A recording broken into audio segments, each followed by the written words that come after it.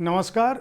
आज शुक्रवार है और अपने वादे के मुताबिक साहित्य तक के बुक कैफ़े के एक दिन एक किताब में मैं एक कविता संकलन के साथ उपस्थित हूँ जिसका नाम है मुर्कियाँ शब्दों की। इसकी रचनाकार हैं उपमा डागा पार्थ।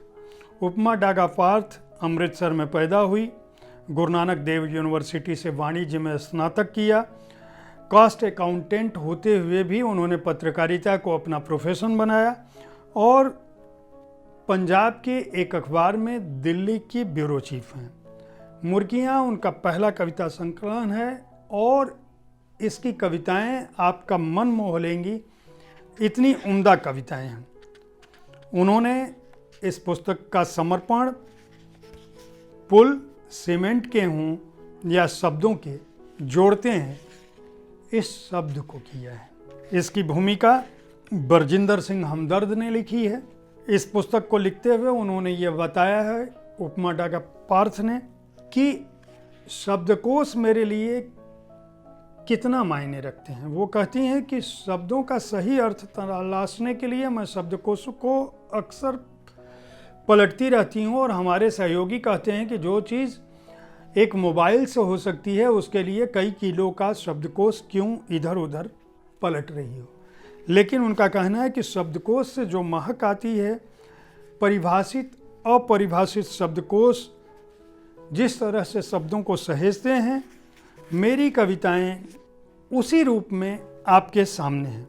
वो कहती हैं कि मुर्कियाँ एक पुल है और कई बार यह पुल इतना सकरा हो जाता है कि मेरे शब्दों का अलग अलग चलना मुश्किल हो जाता है। एक कविता का शीर्षक है शब्द।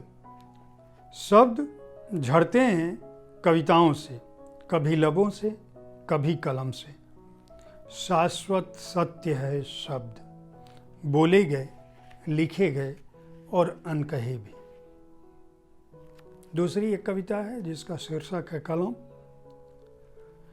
कभी यह सोचकर कलम मत रोक देना कि सब कहा जा चुका है। कभी यह सोचकर कलम मत रोक देना कि सब कहा जा चुका है। तुम्हारे हमारे वर्तमान में हर बार अतीत का बीज होगा और सुनने, पढ़ने, समझने के लिए भविष्य फिर से जन्म लेगा। एक और कविता जिसका शीर्षक ही है कविता। संभलती गिरती लड़खड़ाती, कभी खुद को ही राह दिखाती, आज मैं एक कविता हूँ।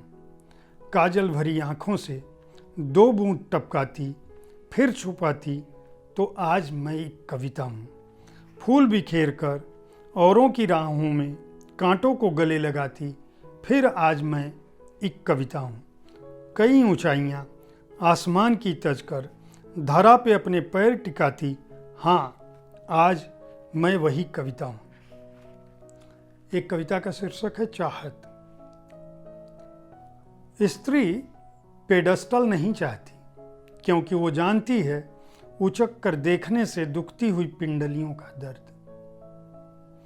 स्त्री पेडस्टल नहीं चाहती क्योंकि वो जानती है उचक कर देखने से दुखती हुई पिंडलियों का दर्द। स्त्री सिंहासन नहीं चाहती। स्त्री सिंहासन नहीं चाहती क्योंकि वो जानती है ताकत के गरूर में बोझिल होती आँखों की चुभन। स्त्री मंच नहीं जानती। स्त्री मंच नहीं चाहती क्योंकि वो जानती है कहे गए बोलों के पीछे अटके हुए शब्दों की टीस। स्त्री चाहती है साथ, हंसना, रोना, चलना, थमना, कहना, सुनना, गिरना, संभलना। स्त्री चाहती है साथ। एक और कविता है, मैं रहूँगी साथ। मैं पतझड़ में आऊँगी जब तुम जान चुके होगे खुशबुओं के कम ज़्यादा होने के मिजाज। जब तुम पहचान हो चुके होगे इंसान के चढ़ते उतरते नकाब। जब तुम जी चुके होगे ज़िंदगी के तमाम हंसी आफताब। तब मैं पतझड़ में आऊँगी कि बहार की रुखसती ले लेती हैं याद बन के और पतझड़ ठहर जाती है साथ बन के। इस संकलन की आखिरी कविता को भी मैं पढ़ देता हूँ। मन की बात।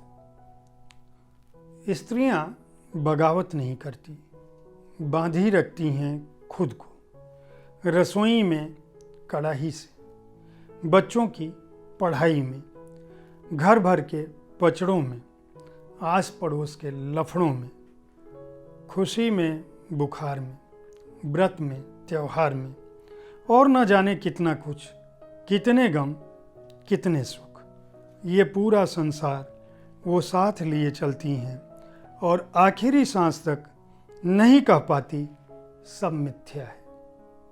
उम्मीद है इस संकलन की कविताएं जो मैंने पढ़ी यह केवल वानगी हैं।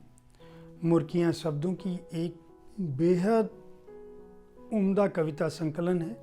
एक नई कवियत्री का यह रूप आश्चर्यचकित करता है। अगर आप कविताओं में रुचि रखते हैं तो इस संकलन को अवश्य खरीदें। 110 पृष्ठों के इस संकलन का मूल्य है 199 रुपये और इसके प्रकाशक हैं राजमंगल प्रकाशन। उम्मीद है साहित्य तक का कविताओं पर आधारित यह एपिसोड आपको पसंद आया होगा। अगर आप कवि हैं तो अपने कविता संकलन हमें अवश्य भेजें। अगर आप प्रकाशक हैं तो कविताओं को प्रकाशित करने के साथ ही उन संकलनों को हमारे पास अवश्य भेजें।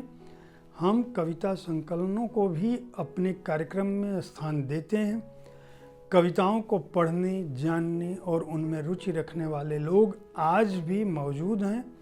अगर आप उम्दा कविताओं के बारे में, कविता संग्रहों के बारे में जानना, समझना और अच्छी कविताएं सुनना चाहते हैं तो हमारे कार्यक्रम को ज़रूर देखें। अगले शुक्रवार कविताओं के साथ किसी और कविता संग्रह के साथ मैं उपस्थित होऊंगा, लेकिन इस बीच सोमवार को साहित्य तक के बुक कैफे का एक दिन एक किताब कार्यक्रम देखना न भूलें। धन्यवाद।